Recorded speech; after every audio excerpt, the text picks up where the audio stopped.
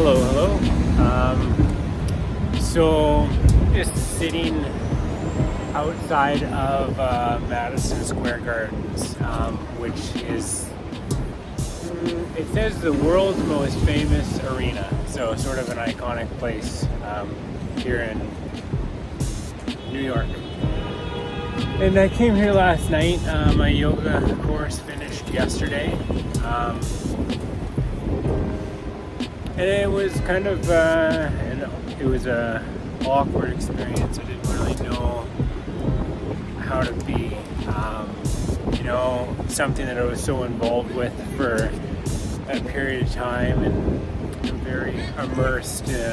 Just 10 days of yoga for like 13 hours a day. And meeting all these people and things like that, and then eventually it's time to move on from that experience. And so I was feeling a little awkward yesterday, like out of place. I didn't really know what to do with myself.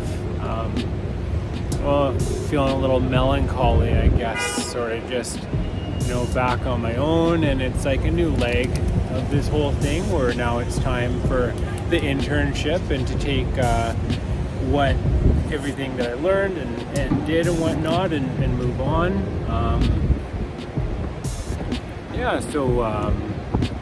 I guess just having some feelings, and wasn't really sure how to be with it all. And I guess it's kind of sort of what I wanted to share a little bit about was just like, I found myself feeling upset, a little bit, like not upset, but melancholy. I mean, certainly experiencing some feelings and whatnot, and uncertainty, because all of a sudden I don't have a lot of, I have some stability in my life, but there was a sense of stability because I knew where I was and what I was doing. And then once that ended, it was like, okay, where do I go from here, even though I know? And so it was a little bit of a challenge, coming to terms with the feelings that were kind of coming through. And I, consoled myself in the way of saying things like,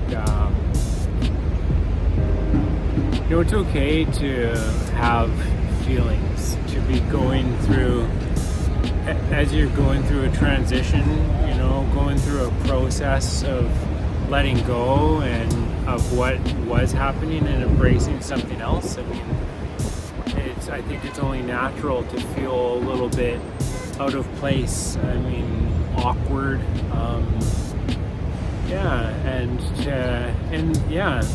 That's what I said to myself. It's okay to feel this way, right? I don't need to bury these feelings or pretend like I don't feel like this, or that everything is fine, because it is, just a little unnerving, I suppose, to be, back on my own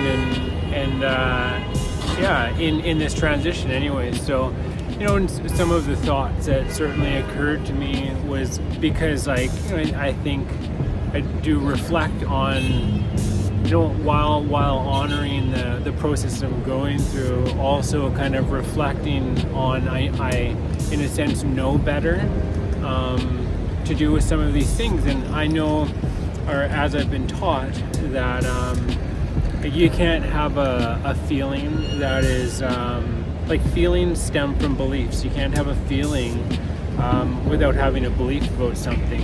If you can imagine a word that you don't understand, say in another language, you can't, if you hear it, you don't have feelings about it because you have no way to relate to it. It doesn't mean anything to you. So, the teaching is that the feelings stem from beliefs. And so that's why self-inquiry and monitoring your thoughts is it can be a very powerful practice, because in doing so you can say, okay, like the phrase that is used is, what what would I need to believe is true for the feelings for these, what would I need to believe is true for the feelings that I'm having to be correct, It's like, okay, if I'm sitting here saying I feel like I'm lost, if I feel like I'm lonely, if I feel like I'm overwhelmed, or like I don't belong, like I'm out of place, if you can recognize those feelings, and some of them come up for myself, because I do live a life which is, I experience an amount of solitariness, right? And it's challenging at times. I know it's just a phase that I'm going through in life, and it's not, it's like these things pass, right? But I mean, it is my reality at the moment, and so really just checking in with myself, and and I feel like it's this thing that is talked about in Hermetic philosophy, which is the divine paradox, where there is the relative and the fundamental. Whereas like fundamentally, I can sit there and observe my thoughts and like examine my feelings and trace it back to my beliefs, and it's like, no, I don't need to have this narrative that I'm alone and that I don't have anybody. These are stories that I tell myself, right? That are kind of self-defeating. And so in recognizing them and the nonsensical nature of them, I'm able to move past them. But it takes, honest inquiry, for what it's worth, to not just give in to the, almost like a victim mentality, like, here I am, I'm stuck, being negative for what it's worth. And so, but also, allowing myself as a human being who is working towards, overcoming mentalities and kind of attitudes that are not becoming, right? But just, allowing myself to feel a little out of place, and to be like, okay, this is going to take a second for me to find my feet again, for me to put one foot in front of the other, and to be like, okay, I'm comfortable, and what's going on is okay, and it's perfectly natural to feel this way, and there's nothing to be ashamed of. I don't need to hide it. I don't need to pretend like it's not there. I mean, because I know it's going to pass. And then just put one foot in front of the other and move on. And of course I do. And so it's really, for myself, it's been a helpful. It's been a process. Then I got up. I have a couple days in New York here, and I had initially had a number of things on the list, sort of touristy things to go check out: Central Park, the Statue of Liberty, the Empire State Building. There's it's like Strawberry Hill or something, the place where John Lennon saw his final days. Just wait a second.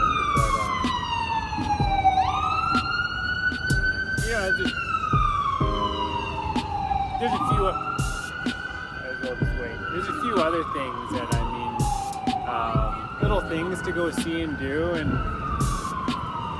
a person can ride a bike, catch a bus or a train, or go for a bagel. I mean, there's all sorts of iconic things that you can do while you're here in the Big Apple, the big city, New York City. The thing that resonated the most with me, even though I kind of thought that I might want to do this and that, I was like, I looked at it costs a bunch of money to go up in the Empire State Building, and it's like, I've been to places. I remember when I was traveling in India, and I was at the Taj Mahal, and I was just alone.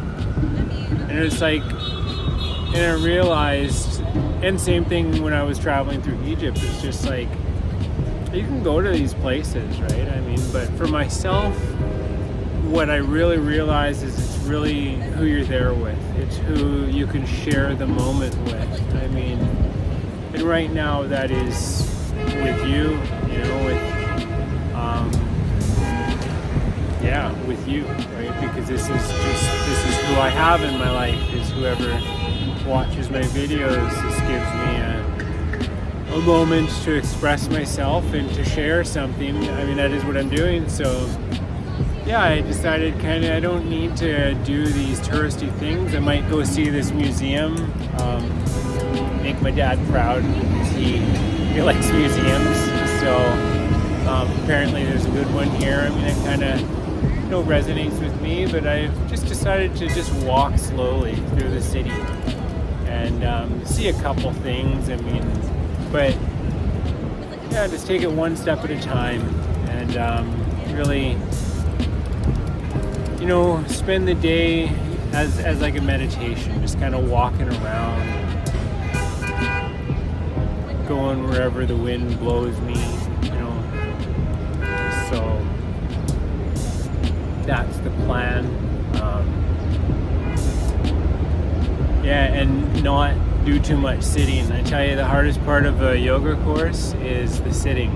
The asana, you can pace yourself, you can pace yourself, but you have to sit there sometimes for hours on end, listening, taking notes about a variety of subjects, whether it's anatomy or different things, and that was brutal because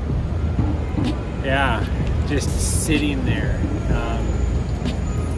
that was pretty tough. So definitely on the feet today, definitely gonna move around and see how the day goes, I think I'll make a couple videos here at some iconic spots. So this is one of them,